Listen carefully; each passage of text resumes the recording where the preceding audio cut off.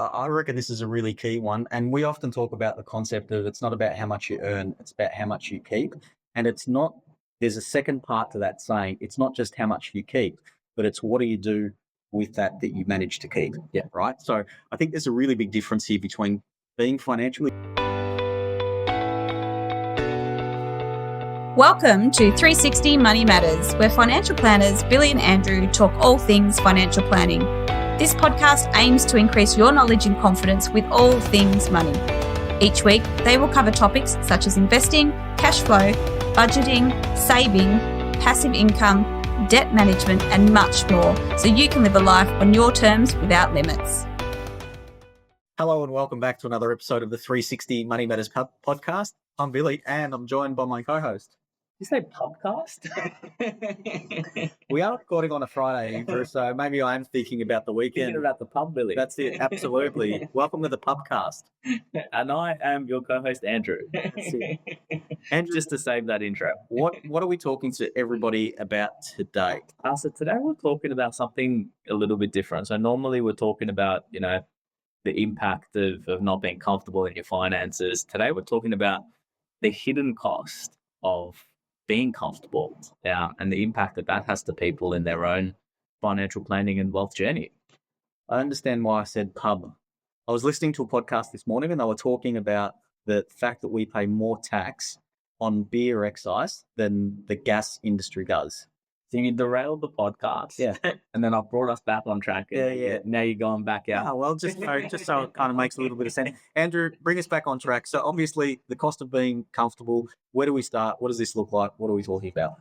Look, I guess first things first, when you're talking about the cost of being comfortable, what we're talking about is people where you're earning good income, you're feeling comfortable in your finances, bills are getting paid, holidays are booked, there's, some money that's left over each and every single month, and it feels comfortable. Now, for some people, this is, when kids are not in private school anymore and, kids have moved out of private schools and mortgages gotten down to, a comfortable level. For other people, it's, they're living at home and in their 20s and, not necessarily needing to have as many commitments and bills, but there's different stages of life for when you're comfortable in your finances, and not that that's a bad thing, but it can often create complacency.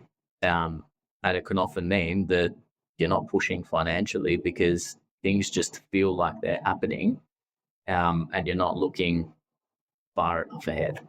Yeah, look, I reckon this is a really key one. And we often talk about the concept of it's not about how much you earn, it's about how much you keep.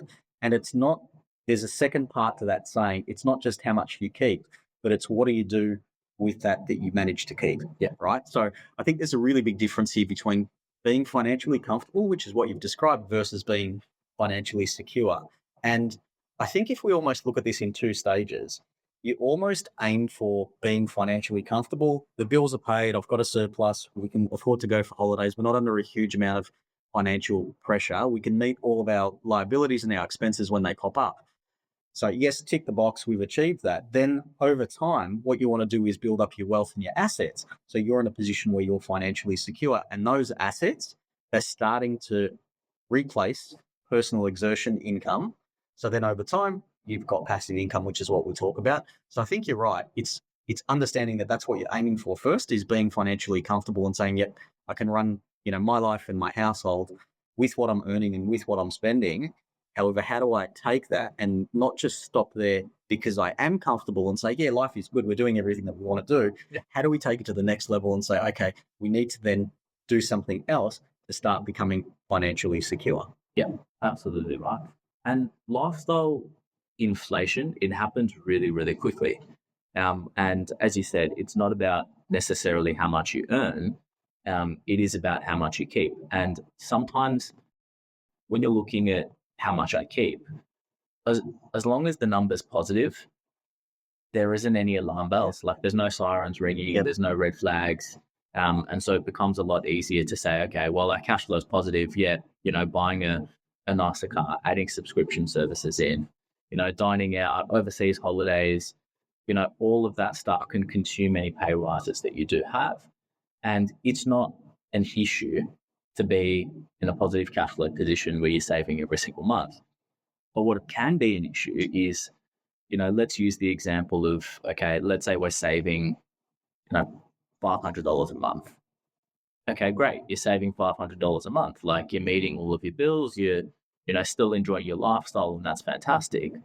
But if all you're doing is increasing your savings account by $500 a month, or putting money into your offset account by $500 a month, and you project it forward, and you say, okay, well, if I continue on this current trajectory, what are the implications going to be? And I think that's the step that a lot of people miss is, okay, if I save that $500 a month, am I going to have a mortgage expunged by the time that I retire? Am I going to have the option to slow down work if that's important for me by the time that I retire? Am I going to have an income above and beyond, the income that I'm earning from work to replace my work income once I do decide to retire? And so because you haven't got those alarm bells, it becomes really easy to just add expenses. And where you've gone from saving $500 a month, maybe you're saving nothing, as opposed to going the other way and saying, okay, well, what are the things that first I can do with that $500 a month, and to maximize that to make sure that everything else is, accounted for if and when I decide to not work. Yeah, that's a really good one. One of the tips that I tend to talk to people a lot about with this, and I'm sure everybody has heard of it, but it's the concept of paying yourself first. So the idea is that, let's say it is $500 that you've got left over at the end of each month. If you're then waiting until the end of each month and saying, here's the $500 that we've got and we're going to do something with it, if you've gone a little bit harder because you've had expenses on, or you've traveled, or whatever it may be, it's really easy to erode that margin, especially with the cost of everything being so expensive these days. So what we tend to say, I guess, in our world is you pay yourself first. So an example of this would be, hey, we've done our budget. We know that we've got $500 left over at the end of each month. We're getting paid at the start of the month, hypothetically speaking. We're going to grab that $500 now when the money comes in, and we're just going to take that right off the table. So rather than investing what's left, what we're going to do is we're going to spend what we've got left after the investing part, because we've paid ourselves first. And it's not necessarily just investing. It could be saving, it could be eliminating debt, and so on and so forth. But the concept is that you're not leaving it until the end and leaving it to chance to say, hey, this is what we've got left over. We're actually going to do it at the start. And I think that's a really good way to try and offset the lifestyle inflation, because it is easy to get caught in that trap. You're earning a little bit more money, you spend a bit more money on dinners or the nice bottle of wine, or, extra traveling or whatever it may be. And before you know it, you've gone and earned extra because you're more valuable at your job, but all of a sudden your lifestyle has increased to match that. And one last thing, interestingly enough, when you look at the economic data, but there's a direct correlation with the more people earn, the more people spend. Yeah. And that's just a human phenomenon that seems to, and it makes sense when you break it down, but that's just a human phenomenon that seems to happen. If you pay yourself first, you'll prevent that from happening. Yeah. And you make that decision. So, one thing that we've spoken about on and on in the podcast is conscious spending. Like, if you're choosing to spend that extra money in order to get a lifestyle benefit, choose to spend that extra money to get an actual lifestyle benefit. Don't just throw the money away. And, the example that you were saying, instead of buying, $20 bottles of wine, now buying $50 bottles of wine, and it doesn't actually change your life that much. Put that extra money towards something that's actually going to bring you joy, whether that be holiday, whether that be activities with the family, whether that be whatever that is that's going to bring you joy. Make the conscious decision, as opposed to just getting small little incremental expenses that aren't actually adding to your lifestyle in any way. I'm smiling because I'm thinking about that influence of the Marie Kondo, the spark joy. Yeah. So she's I think she's like a minimalist and stuff. And she basically goes, you only keep things that spark joy. So whether it's clothes, whether it's appliances, anyway, kind of gone off on another tangent. But Andrew, off the back of that, so it may only sound small, $500 a month, whatever it may be, but the cost of delaying investment and delaying something, there's a really huge hidden cost. And if you're not in that world, I guess it's hard to see that, but we see it all the time and talk to people about, if you the best time to plant a tree is today, the second best time is tomorrow or yesterday and today. You know how the saying goes. Yeah. The cost of delaying investing and getting started can have serious ramifications on kind of the end result, and using something as simple as, you know, putting extra money onto a mortgage or investing a small amount by paying yourself first each and every week or fortnight or month. It can become quite substantial. And if you're comfortable going back to that first scenario where, you know, you're getting money in, you're meeting all your expenses, you can afford to do this, that, the other. If the second part of that, being comfortable and then being financially secure, is not dealt with, it can have a really significant ramification further down the track. So pay yourself first. Don't delay getting started, because it will cost you a lot more than what you think when you compound that out over time. Yeah. And look, I guess the thing is, I mean, and in everything that you're talking about compound interest. You're talking about earning, you know, interest on interest. But what also happens in that, yes, there's the investment aspect. Yes, there's, you know, money in savings or offset. But I think as Australians, what's starting to happen is, people are becoming more and more comfortable just carrying debt indefinitely, and debt is becoming so ingrained in our lives. It starts off with a mortgage, which, yes, you argue is good debt, but then there's, you know, car loans, then there's credit facilities, then there's credit cards, then there's personal loans, and everything is reduced to a payment as opposed to an actual debt. And so, you know, $100 a month doesn't sound like a huge amount of money, but, you know, a debt of 30 grand that might equate to is a significant amount of money. But as you delay paying down that debt, you're increasing the time frames that you're going to hold that debt, because of the fact that it's all of a sudden earning interest over that time period that you're not paying it down. The other thing that's also happening, and I've got countless examples of this. In fact, there's a client that I saw yesterday whereby originally the plan was to, and this is similar but not too dissimilar to what we were talking about. The plan was to have some money in an offset account, and then also in addition to that, so this person had recently purchased the property, continue retaining their investments that they're holding in their investment account. They made the decision for comfort reasons that they wanted to pull the money from their investment and put it all into the offset. My concern in that was psychology of money. When money's in the offset, it's very easy for spending to increase, for lifestyle to increase. And comfort was the primary motivator of the decision, not a decision based off finances and numbers. Fast forward 12 months, the money that was in the offset account and the money that was in the investment is now completely gone. What happened with it? I don't know. But there was no, you know, I'm saying that yes. Yeah. Like there was no huge significant holidays. There was no, you know, huge significant lifestyle decision that was made that improved their life in any manner. It was the comfort associated with complacency of having money there resulted in just that passing through their hands. And yes, the decision thereafter was, hey, you know what, you were right. You know, we need to go back into what we were doing previously, because yes, while it felt a little bit uncomfortable, both from the cash flow and, you know, an investment side of things, that's what actually helped improve our wealth. You think about the time frame to build assets back up to the point of what it was and the opportunity cost of the money there. I mean, that sets you back, you know, it started with 12 months, but we're estimating that's going to set us back 3 years. Yeah. Yep. Andrew, that's a really good conduit into, I guess, the connection between being comfortable and what does it look like from a retirement perspective. So this is a big leap in time. So follow me on this one. But you could be in that position and say, yeah, we're used to being able to do what we like because we earn good money and, you know, we've got money left over and we're managing to pay all of our expenses and things like that. So we live a comfortable life. So financially, we can put a check in that box.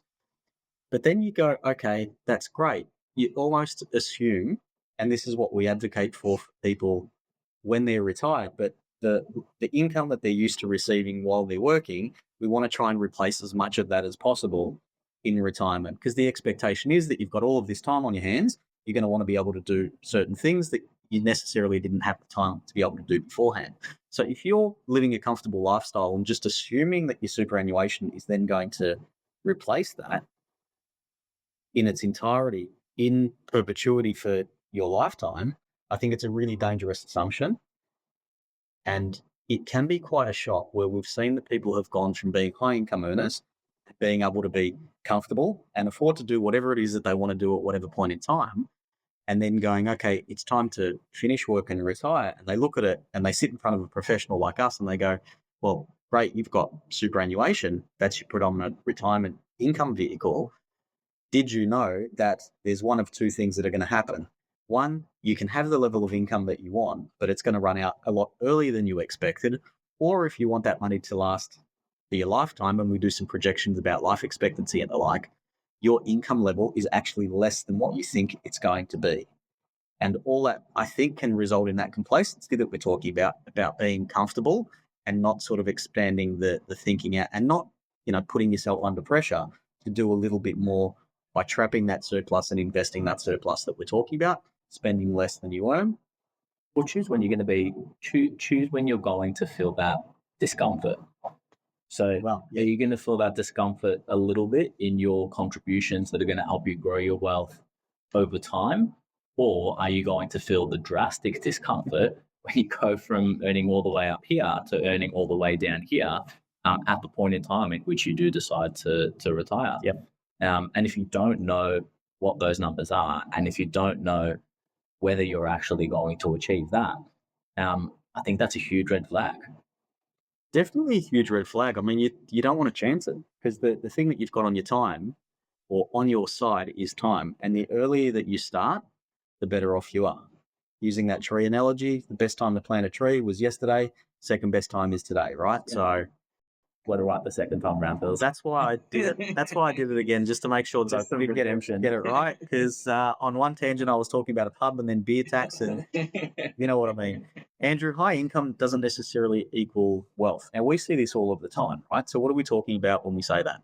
So we've seen people that are earning 80 grand a year and they're outperforming in terms of what they're doing from an investment perspective, people that are earning 300 grand a year. The correlation of how much you earn versus the wealth that you're able to build is like non-existent. Yeah. So the thing that's most important is it's not income, it's surplus. And it's not just surplus, because it's easy to say, okay, I'm earning $300,000 a year in this scenario, and say, okay, well, that gives me the ability to grow my wealth faster than someone that's earning $80,000 a year. But with a very big if. Yeah, that's only true if you're not trapping the same surplus as the person that's earning $80,000 a year. Yep. Because if the person that's earning $80,000 a year is saving 20, and the person that's earning 300 is saving, say 20, say 30, say 40, say you're doubling it, and say the person that's earning 300 is saving 40. Well, the person that's saving 20 grand a year that's earning 80 means that they've got expenses of 60. Mm-hmm. So in retirement, they've got 20 grand a year going towards building enough assets to give them a surplus income of 60 grand a year. Yeah. Person that's earning 300 grand a year, they might be saving 40 grand a year, and on the paper it looks like they're doing so much better. But they've got 40 grand a year that's building enough assets to give them 240 grand worth of expenses, 260 grand worth of expenses, because that's the lifestyle that they're used to. So you're only better off if you earn more, if you're able to live to the budget of someone who earns significantly less, because that's what's going to dictate how much income you need in retirement. No one wants to go from a champagne lifestyle to a goon bag lifestyle once you go into retirement. You want to make sure that you're having the smooth transition along the way. Andrew, you ever heard the saying, a champagne lifestyle on a beer budget? Yeah, well, good, thanks. But I think the biggest risk with all of this is drifting. So, most people don't necessarily fail financially because of one bad decision, although that does happen. For the majority of people that we do see that this is the case, is that they tend to drift. They go years without a plan, setting goals, no accountability. They're financially comfortable and they're like, yeah, we're going okay. We're ticking all of the boxes. And then at some stage, something might happen and they wake up and realize that, oh, geez, there's going to be a shortfall somewhere. And it's usually when we start to see that thinking around moving into retirement and what level of income can I expect. And it's too late. And it's too late because you're at the end of your working career.